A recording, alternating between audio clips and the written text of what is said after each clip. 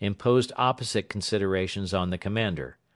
To avoid the sun, the greater part of the distance was covered at night. Yet the advantage thus gained was to some extent neutralised by the difficulty of marching over such broken ground in the darkness. Throughout the whole length of the course of the Nile there is no more miserable wilderness than the Monastir Desert. The stream of the river is broken and its channel obstructed by a great confusion of boulders, between and among which the water rushes in dangerous cataracts. The sandy waste approaches the very brim, and only a few palm trees, or here and there a squalid mud hamlet, reveal the existence of life. The line of advance lay along the river, but no road relieved the labour of the march. Sometimes trailing across a broad stretch of white sand, in which the soldiers sank to their ankles, and which filled their boots with a rasping grit; sometimes winding over a pass, or through a gorge of sharp-cut rocks, which, even in the moonlight, felt hot with the heat of the previous day; always in a long, jerky, and interrupted procession of men and camels, often in single file, the column toiled painfully like the serpent to whom it was said, "On thy belly shalt thou go, and dust shalt thou eat." The column started at 5:30 in the evening, and by a march of 16½ miles reached Mushra el Obiad at about midnight. Here a convenient watering place, not commanded by the opposite bank, and the shade of 8 or 10 thorny bushes afforded the first suitable bivouac. At 3:30 p.m. on the 30th the march was continued 8½ miles to a spot some little distance beyond Shebabat. The pace was slow, and the route stony and difficult. It was after dark when the halting place was reached. Several of the men strayed from the column, wandered in the gloom, and reached the bivouac exhausted. General Hunter had proposed to push on the next day to Hosh el Geref, but the fatigues of his troops in the 2 night marches had already been severe, and as, after Abu Haraz, the track twisted away from the river so that there was no water for 5 miles, he resolved to halt for the day and rest. Hosh el Geref was therefore not reached until the 1st of August, a day later than had been expected, but the rest had proved of such benefit to the troops that the subsequent acceleration of progress fully compensated for the delay. The column moved on again at midnight and halted at daybreak at Salmi. In the small hours of the next morning the march was resumed. The road by the Nile was found too difficult for the Maxim guns, which were on wheels, and these had to make a detour of 28 miles into the desert while the infantry moved 10 miles along the river. In order that the Maxims should not arrive alone at Dakfili, General Hunter had marched thither with the 9th Soudanese at 11 p.m. on the previous day. The rest of the column followed a few hours later. On the 4th, by an 18-mile march through deep sand, El Kab was reached. A single shot was fired from the opposite bank of the river as the cavalry patrol entered the village, and there was no longer any doubt that the Dervishes knew of the advance of the column. Both the troops and the transport were now moving admirably; nevertheless, their sufferings were severe. The nights were consumed in movement.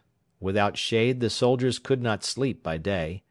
All ranks wearied, and the men would frequently, during the night marches, sink down upon the ground in profound slumber, only to be sternly aroused and hurried on. But the pace of the advance continued to be swift. On the 5th, the force, by a 14-mile march, reached Khula. Here they were joined by Sheikh Abdel Azim with 150 Ababda camelmen from Murat Wells. Up to this point 3 Egyptians had died and 58 men had been left behind exhausted in depots. A double ration of meat was issued to the whole force. The column moved on during the night, and arrived at Ginefab at 8 a.m. on the morning of the 6th. Here startling news of the enemy was received. It was known that Mohammed ez Zain was determined to fight, and a trustworthy report was now received that a large force was coming down from Berber to support the Abu Hamed garrison. In spite of the long marches and the fatigues of the troops, General Hunter resolved to hurry on. He had already made up the day spent at Abu Haraz. He now decided to improve on the prescribed itinerary, accelerate his own arrival and anticipate that of the Dervish reinforcements. Accordingly the troops marched all through the night of the 6th through the 7th, with only a short halt of an hour and a half, so as to attack Abu Hamed at dawn. After covering 16 miles of bad ground, the flying column reached Ginnifab, 144 miles from Kassingar and only 2 from the Dervish post, at 3:30 on the morning of the 7th of August. A halt of 2 hours was allowed for the troops to prepare themselves. Half the 3rd Egyptian Battalion remained as escort to the transport and reserve ammunition, and then the force moved off in the darkness towards the enemy's position. The village of Abu Hamed straggles along the bank of the Nile, and consists of a central mass of mud houses, intersected by a network of winding lanes and alleys, about 500 yards long by perhaps 100 yards wide.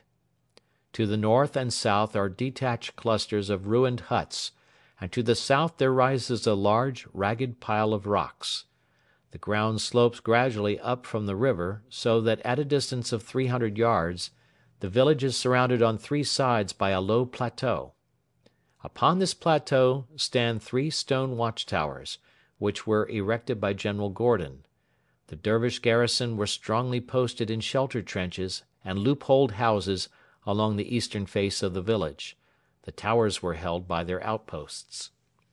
Making a wide circuit to their left, and then swinging round to the right, so as to front facing the river, the brigade silently moved towards the enemy's position, and at 6:15 occupied the plateau in a crescent-shaped formation, the 11th Soudanese on the right, opposite the northeast corner of the village, the battery, escorted by the remaining half battalion of the 3rd Egyptians, next, then the 9th in the centre, and the 10th Soudanese on the left flank. As the troops approached the watchtowers, the Dervish outposts fell back and the force continued to advance until the edge of the plateau was reached. From here the whole scene was visible. The day was just breaking, and the mist hung low and white over the steel-grey surface of the river. The outlines of the mud houses were sharply defined on this pale background. The Dervish riflemen crouched in the shelter trench that ran round the village. Their cavalry, perhaps 100 strong, were falling in hurriedly on the sandy ground to the south near the ragged rocks. The curve of the hills, crowned with the dark line of the troops, completed and framed the picture. Within this small amphitheatre one of the minor dramas of war was now to be enacted.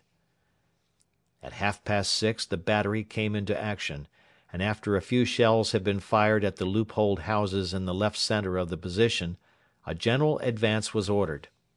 In excellent order the 3 Soudanese battalions, with General Hunter, Lieutenant Colonel MacDonald, and the other British officers on horseback in front of their line, advanced slowly down the hill, opening a destructive fire on the entrenchment. The distance was scarcely 300 yards, but the crescent formation of the attack made the lines of advance converge, and before half the distance was covered, the 10th were compelled to halt, lest the 11th Soudanese on the right flank should fire into them. The Dervishes remained silent until the troops were within 100 yards, when they discharged 2 tremendous volleys, which were chiefly effective upon the halted battalion. Major Sidney, Lieutenant Fitzclarence, and a dozen men were shot dead. More than 50 men were wounded. All the Soudanese thereupon with a loud shout rushed upon the entrenchment, stormed it, and hunted the Dervishes into the houses. In the street fighting which followed, the numbers of the troops prevailed.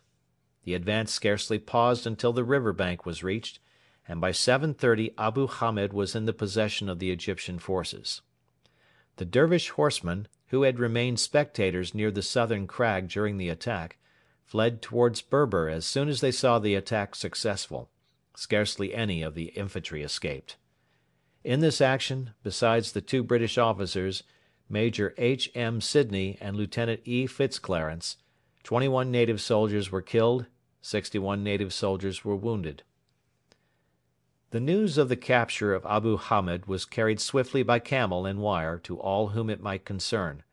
The Sirdar, anticipating the result, had already ordered the gunboats to commence the passage of the Fourth Cataract. The camp at Railhead sprang to life after an unaccustomed